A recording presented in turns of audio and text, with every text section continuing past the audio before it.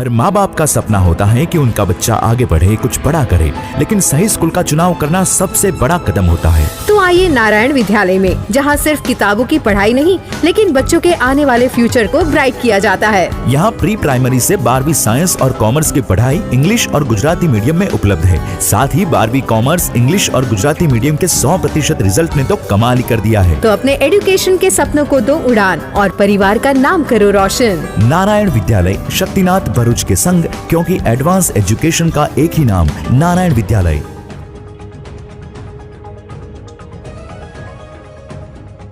श्री ઉમિયા માતાજીના મંદિરને 125 વર્ષ પૂર્ણ થતા અને ભારતીય સેનાના વીર સપૂતોના શૌર્યને બિરદાવવા સ્વૈચ્છિક રક્તદાન શિબિર।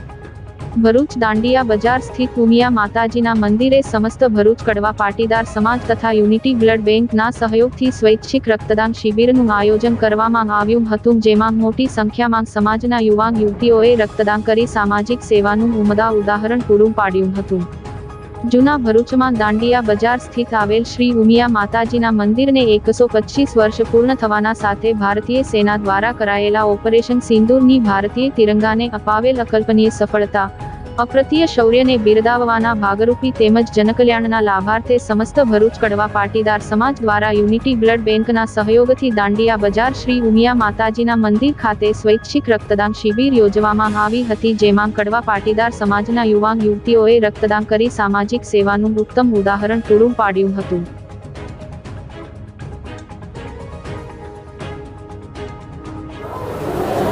ભરૂચ ખાતે મા નર્મદા નદીના કિનારે દશાશ્વમેઘના ઓવારે મા ઉમિયા માતાજીનું મંદિર પ્રસ્થાપિત છે।